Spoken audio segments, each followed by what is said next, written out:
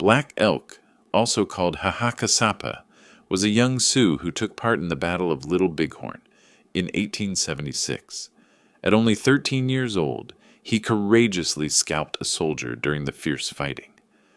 As a second cousin to the famous Crazy Horse, a key leader in the battle, Black Elk had a special view of the events that happened. He saw the wild chaos and strength of the Lakota, Cheyenne, and Arapaho warriors as they triumphed over the 7th Cavalry Regiment, commanded by Lieutenant Colonel George Armstrong Custer. Black Elk's first-hand story of the Battle of Little Bighorn offers important details about a major moment in American history. Before we dive in, please hit the like button and subscribe to our channel to join our growing community. No white soldiers survived the clash with Custer, a fight that ended quickly in the bright daylight. Crazy Horse, bold and fearless leader, had already defeated General Crook's troops at the Rosebud earlier that same day.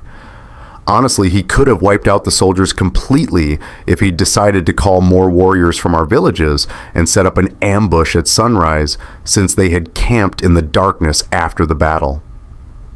Before that, he had driven off the cavalry that attacked our village on the Powder River during a cold March morning in the moon of the snowblind. After that, he traveled west to the Rosebud, and when soldiers came to strike us, he pushed them back. Finally, he led us to the valley of the Greasy Grass, our sacred ancestral land, where we only wanted to live in peace. 2 days before the big fight, we set up our camp in the valley, along the southern bank of the Greasy Grass, before the sun climbed to its highest point. Our village was huge, with countless teepees stretching across the land. To the south, upstream, were the Hunkpapas, followed by the Aglolis, the Minikanjus, the Sanarks, the Blackfeet, and the Shahielas, with the Santis and Yanktonai living farthest to the north. On the eastern side, the Greasy Grass River flowed, full from snow melting in the Bighorn Mountains, with trees lining its banks. From a hill, you could spot the mountains to the south and west.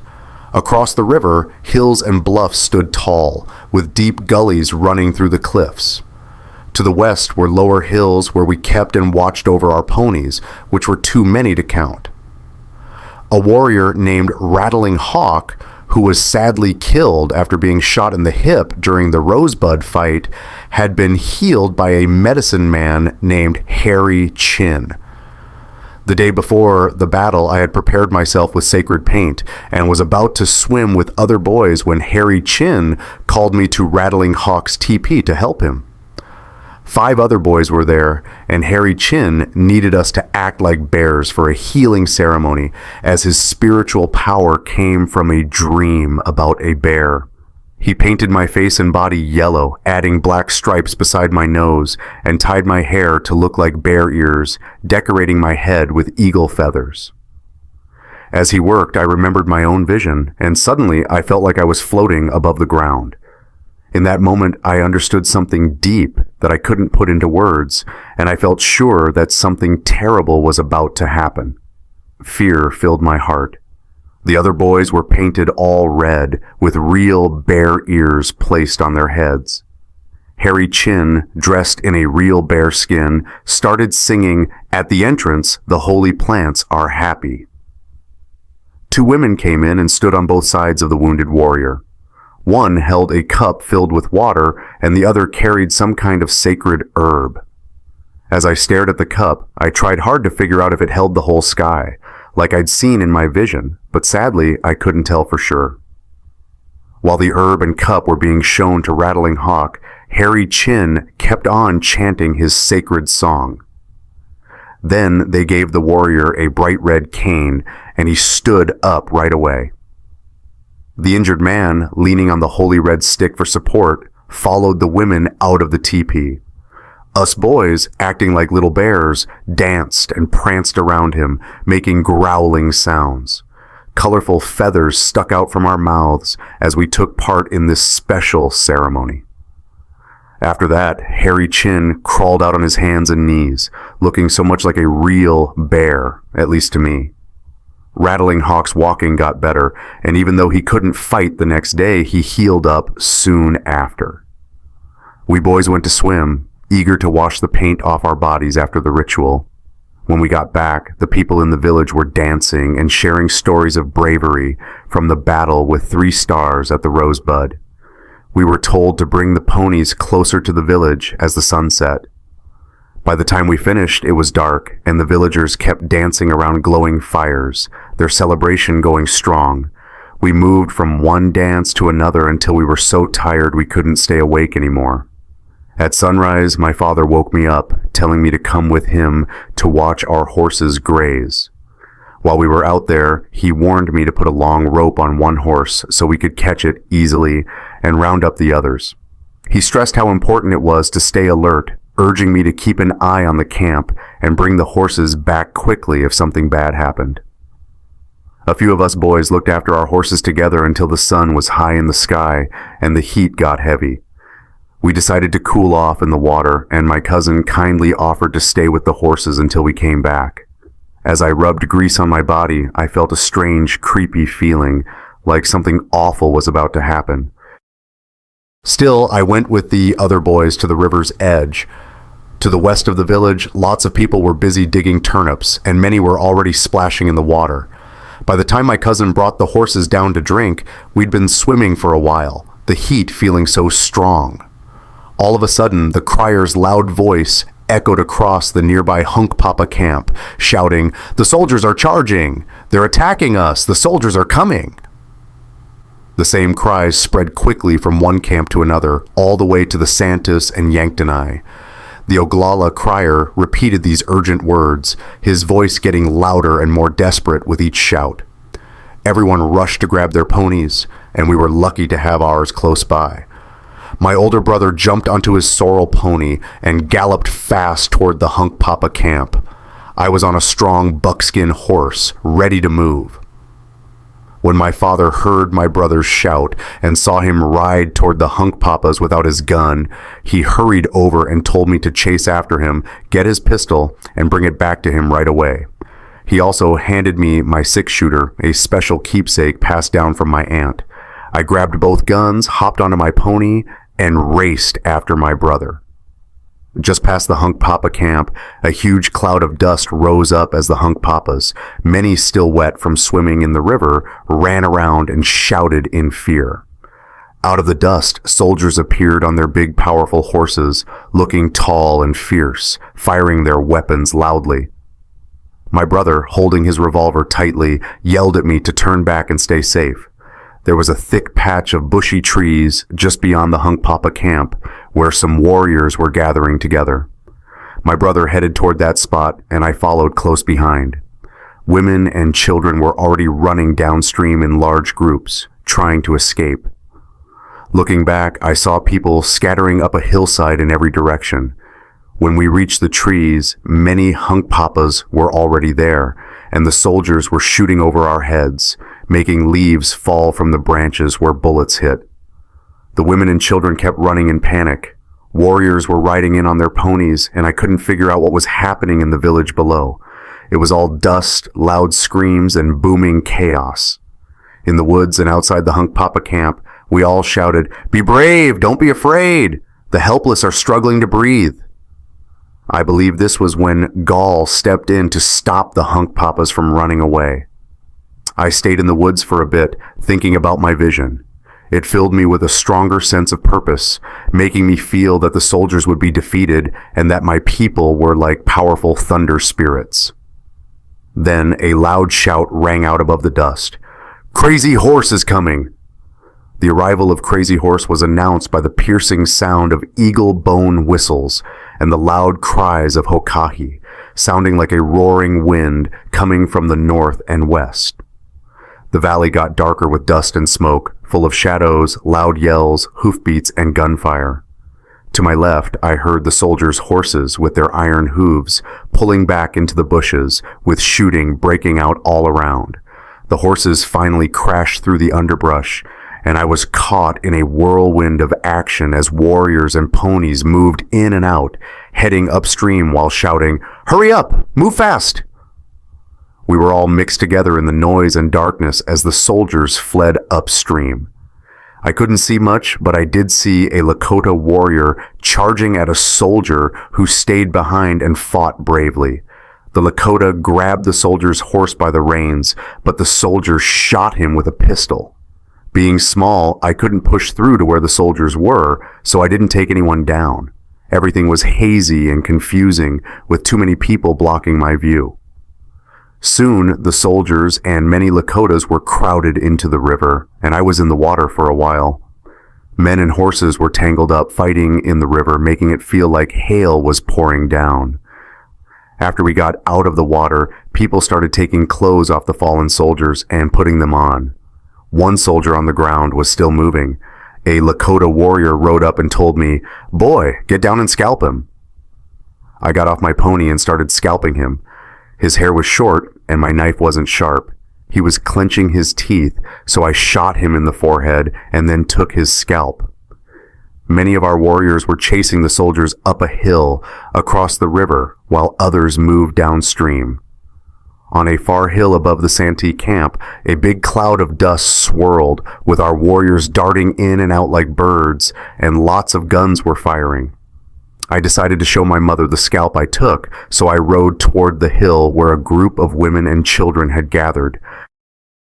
On my way, I saw a beautiful young woman among a group of warriors heading toward the fight. She was singing, "Brothers, your friends are here now. Be brave, be brave. Do you want to see me taken?" As I rode through the Oglala camp, I spotted Rattling Hawk sitting by himself in his teepee, holding a gun. He was singing a sad song with words like, "What can you do, my brothers, that I cannot do?" When I reached the women on the hill, they were all singing and making a tremolo sound to cheer on the warriors fighting across the river. My mother made a special tremolo just for me when she saw the first scalp I took. I stayed there for a while with my mother, watching the swirling clouds of dust on the hill across the river. Horses came out of the dust with empty saddles. I spent some time with the women after showing my mother the scalp I had taken. They were all singing and making tremolo sounds. The thick dust from the battle made it hard to see, but we were sure the soldiers would be defeated. Many boys my age or younger were there with their mothers and sisters, and they asked me to join them in heading to the battle. So we climbed onto our ponies and started off. We saw gray horses with empty saddles stampeding into the water as we rode down toward the river. We crossed the Greasy Grass and reached the opening of a gulch that led up to the bluff where the fighting was happening. By the time we got there, most of the soldiers were down, many already dead, though some were still alive. More boys had joined us by then, and we rode around, shooting arrows at the soldiers. I found one soldier twisting in pain with arrows in him and tried to take his coat, but a man pushed me away and took it for himself. Then I noticed something shiny hanging from the soldier's belt. I pulled it off, and it was a round, bright yellow object that looked beautiful. I wore it as a necklace. At first it made a ticking sound, but then it stopped. I kept it around my neck for a long time before I figured out what it was and how to make it tick again. Then the women gathered around and we climbed to the top of the hill. There, gray horses lay dead, some stacked on top of soldiers, and soldiers on top of horses. We didn't see many of our own dead because they had already been taken away, but many of our warriors were killed or hurt. The dust from the battle made it hard to see clearly, and it was tough to tell who was who. It didn't seem like anyone knew which soldier was Pienhanska, and I didn't spot him. I saw one soldier raising his arms and moaning, so I shot an arrow into his forehead, making his arms and legs jerk. I saw some Lakotas trying to help another Lakota warrior. When I got closer, I realized it was Black Wasaku, the brother of Chase in the morning. He had been shot through his right shoulder with the bullet stuck in his left hip because he was hanging off the side of his horse when he was hit. They were giving him medicine to ease his pain. He was my cousin, and both his father and my father were so angry about this that they went and killed a soldier and cut up his body. The soldier was heavy, and his flesh looked tempting, but we didn't eat it. A young boy, even younger than me, asked me to scalp a soldier for him. I did it, and he ran off excitedly to show the scalp to his mother. Most of the warriors were pushing the remaining soldiers back to the hill where their pack mules were while we were there. After a while, I got tired of looking around. The smell of blood was strong and overwhelming, and I started to feel fed up with it all. So I headed back to the village with a few others. I didn't feel sorry at all. I felt satisfied. The soldiers had come to hurt our families and us, and this was our land. When I was in the bushes with the Hahakasapa and the first shots were fired, I had a feeling this would happen. I believed my people were tied to the thunder spirits from my vision, and the soldiers were foolish to come here. Everyone in the village stayed awake all night. The next morning, another group of warriors went back to the hill where the soldiers were, and the men who had been watching there all night came back to the village. My mother and I went along. She rode a mare with a little colt trotting next to her, following its mother. We could see the horses and pack mules up on the hill, but the soldiers were well protected in their defenses. At the bottom of the hill, on the west side of the Greasy Grass, there were some bullberry bushes. A big boy named Round Fool was running around those bushes. We asked him what he was doing, and he said, "There's a white man hiding in that bush." And there was. He had stayed hidden there when the other soldiers retreated to the hilltop and had been there all night. We started shooting arrows at him, and it felt like chasing a rabbit. He crawled from one side of the bush to the other while we ran around, firing our bows at him. At one point, he yelled, "Ow!" After a while, we set the grass around the bushes on fire, and he came running out. Some of our warriors killed him. Once we climbed to the back of the hill where some of our men were positioned, we looked over. We couldn't spot the soldiers hiding in their defenses, but we could see the horses and pack mules, many of which were dead. When we went back down and crossed the river again, some soldiers shot at us, hitting the water. It was nearly dusk when my mother and I returned to the camp on fast horses. By then, our scouts had reported that more soldiers were coming up the stream, so we decided to pack up and leave. Before nightfall, we had packed up our belongings and started moving up the Greasy Grass toward Woodloose Creek in the Bighorn Mountains. We traveled through the dark, following the path of the Greasy Grass. My mother tossed some tiny puppies into the pony drag that my two younger brothers and I were riding in. The puppies kept trying to climb out, so I spent a lot of time putting them back in the drag, which meant I didn't get much sleep. By morning, we reached a small, dry stream, set up our camp, and ate a big meal. The meat had bits of fat in it, and I really wish I had some of it right now. By noon, we started moving again and arrived at Woodlouse Creek at the foot of the mountains, where we made camp. There, a man named Three Bears, who had been badly wounded, started shaking uncontrollably and kept saying, "Janini, Janini." I wasn't sure what he meant. He passed away soon after, and we began calling that place the camp where Janini died. That evening, everyone in the camp got nervous and began yelling, "The soldiers are coming." I looked over and thought I saw troops heading toward us, but it was just some of our own men wearing soldiers' uniforms. They were only joking around and having fun. The scouts told us the soldiers hadn't followed us and that we were safe now. All through the camp, big fires were burning and kill dances were happening all night long. After the Battle of Little Bighorn in 1876, Black Elk, a young Oglala Lakota man, continued his life's journey.